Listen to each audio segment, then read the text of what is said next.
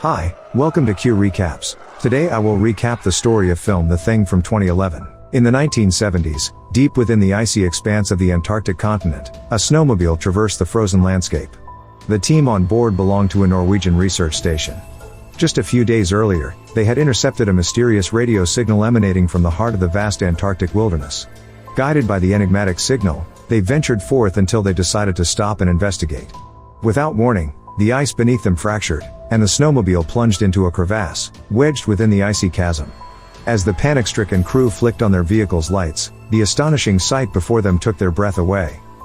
Days later, deep in Colombia, paleontologist Dr. Kate Lloyd received a visit from an intriguing guest, Norwegian scientist Dr. Sandal Haasen.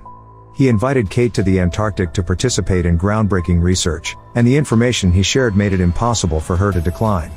After an arduous journey of over 10,000 kilometers, Kate followed Sandal to the Norwegian Antarctic station.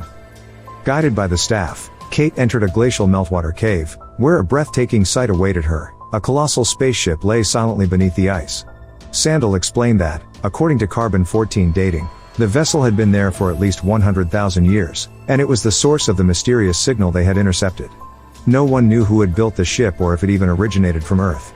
However, there was another crucial discovery that had drawn Kate to this remote location. Not far from the site, a gargantuan life form had been found encased in the ice. The following day, Dr. Sandal and his team extracted the frozen creature, and the ice-encased life form was transported back to the research station. Eager to determine if the creature was native to Earth, Sandal instructed Edvard to drill a hole for sampling. Unbeknownst to them, this violated regulations, as the research station lacked the necessary decontamination equipment. During the night, the team was exhilarated by their discovery and celebrated with drinks, while the ice block in the storeroom slowly melted away. Jameson, stepping out to use the restroom, faintly heard the sled dogs barking in the distance. He made his way to the storeroom and observed small cracks appearing on the melting ice block. A sense of unease washed over him, and he turned to leave. In that moment, the sound of shattering ice echoed through the room, as a massive shadow burst forth from the ice, tearing a hole in the roof and vanishing into the night. Alerted to the commotion, the others rushed to the storeroom, their faces pale with shock as they stared at the shattered ice. Sleep would elude them on this fateful night. Station Commander Edvard instructed the team to divide and search for the mysterious creature. In the dog kennel, they came across the lifeless bodies of their sled dogs. Dr. Sandal realized that they were dealing with something far more extraordinary than initially thought. Outside the building, team members Henry and Olav heard a series of eerie, animal-like whimpers. Frightened, Olav wanted to leave, but Henry urged him to stay quiet. As their flashlight illuminated the darkness, a monstrous, demonic figure writhed in the shadows. Suddenly, a tentacle shot out like lightning, impaling Henry's chest and splattering blood onto Olav's face. He screamed, drawing the others to the scene. Research team leader Carter fired his handgun at the creature, while someone else drenched the area with gasoline and set the building ablaze. Engulfed in the roaring flames, the monster swiftly met its demise. Upon returning to the building, everyone remained silent, the atmosphere heavy and oppressive. Sandal suggested dissecting the creature's remains. Despite some team members expressing their dissatisfaction, Edvard allowed them to bring the corpse back for examination. As they dissected the creature, they discovered that in just a short time, Henry had already been assimilated by the monster, nearly merging with it entirely. However, the metal plate within Henry's body had been rejected. Later, Kate studied the creature's cells and found that even though the monster was dead, its cells remained active, continuously consuming and then replicating Henry's cells. In other words, the creature could eventually assume the appearance of its victim, a revelation that deeply unnerved Kate. The next day, Griggs wanted to take Olav to the nearest hospital since he had been feeling unwell after the previous night's terrifying incident. Meanwhile, Kate found bloody metal dental fillings in the bathroom, which immediately put her on edge. She then discovered a substantial amount of blood, leading her to believe that one of the team members had met with misfortune, possibly Olav. She raced out of the room, attempting to halt the helicopter that had already taken off. Just then, the face of a team member inside the helicopter split open, with countless tentacles erupting from his body.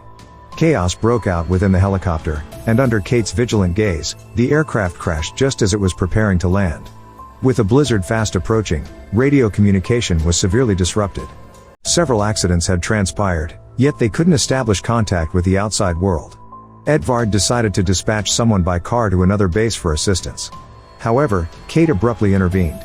She insisted that nobody could leave, as she had recently discovered that someone had cleaned the blood in the bathroom, suggesting that one of them had been replaced by the monster. Despite explaining the situation to the group, Edvard refused to listen and departed with his team. Only Kate and geologist Juliet were left in the building, with Juliet appearing hesitant to speak. Upon Kate's questioning, Juliet confessed that she had seen team member Clint cleaning the bathroom. Kate insisted they had to prevent the others from leaving, and Juliet revealed that she knew the car keys' location and could hide them beforehand. Together, they ventured inside the building. As Kate searched for the keys according to Juliet's guidance, she suddenly heard a bizarre scream from Juliet behind her. It was then revealed that Juliet was the one who had been assimilated by the monster. As her true form emerged, she attempted to kill Kate. Kate fled the building with the monster in pursuit, and during the chase, the creature killed another male team member. The team members brought a flamethrower and aimed it at the monster. Engulfed in flames, the creature ran to the kitchen, attempting to use the fire suppression system to save itself but ultimately perished in the fire. The group burned the monster and the bodies of their deceased companions. Kate explained the horror of the creature to everyone, telling them that it could become any one of them by consuming cells like a virus. Therefore, no one could leave, and they had to isolate and eliminate the threat. They sabotaged the snowmobile's ignition system, ensuring that no one could drive away.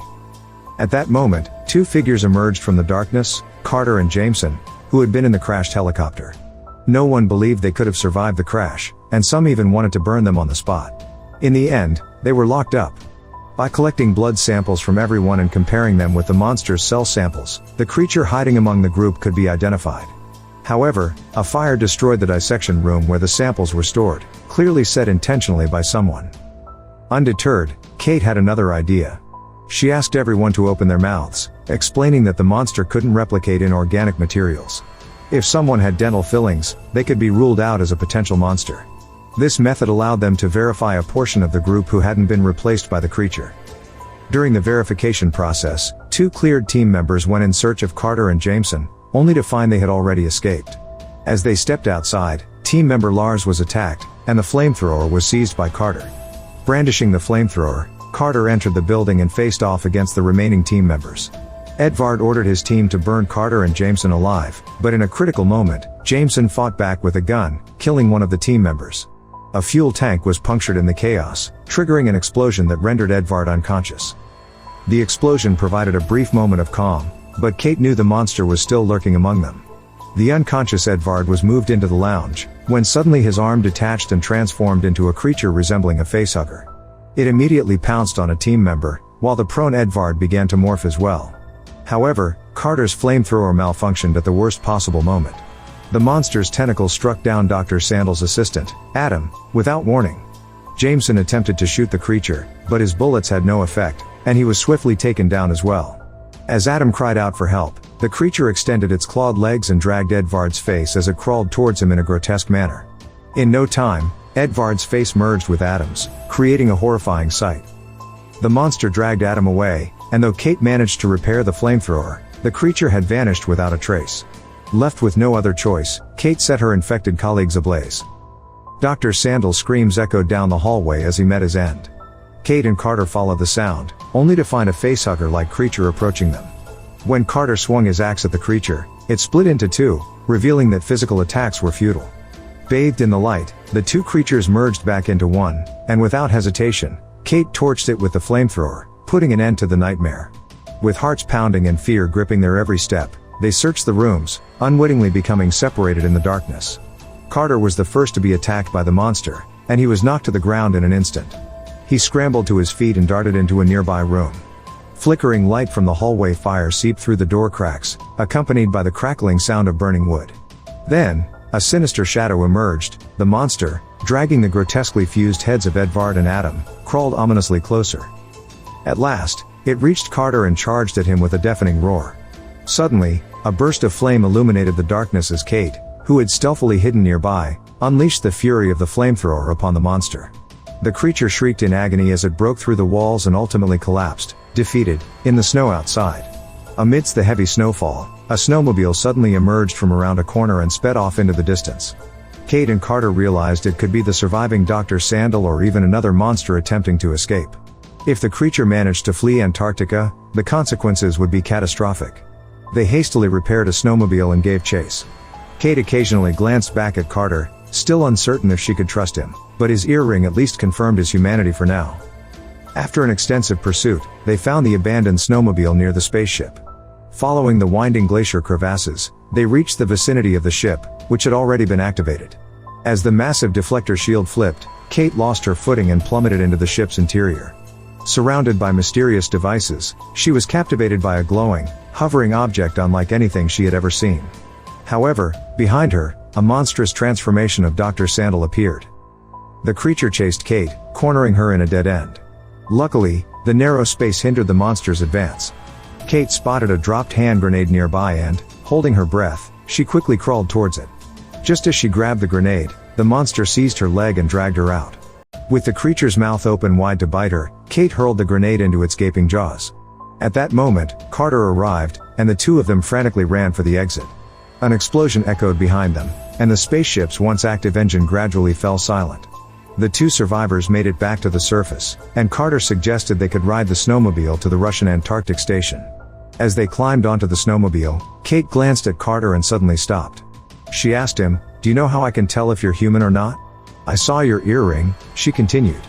Carter hurriedly reached for his ear, and Kate coldly remarked, "It's the other ear." Indeed, Carter's earring was now missing, and the monster couldn't replicate metal. Without hesitation, Kate pulled the trigger. As she watched Carter struggle in the blazing fire, she couldn't be sure if her actions were right or wrong. But she knew she couldn't afford any mistakes. The next morning, a helicopter returning from refueling arrived. The pilot was shocked by the scene before him. Suddenly, a gunshot rang out, and a bullet grazed his scalp. The shooter was Lars, who had also survived the previous night's disaster. He forced the pilot to open his mouth at gunpoint.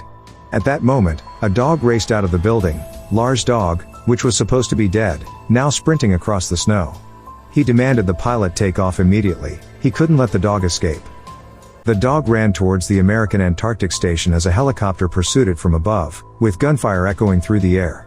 This scene was reminiscent of the 1982 science fiction movie, The Thing. But what happened next at the American Antarctic station? Could the people triumph once more? To find out what happens next, stay tuned for our follow-up analysis. If you enjoyed this, please give it a like and subscribe. Highly recommended, and we'll see you next time.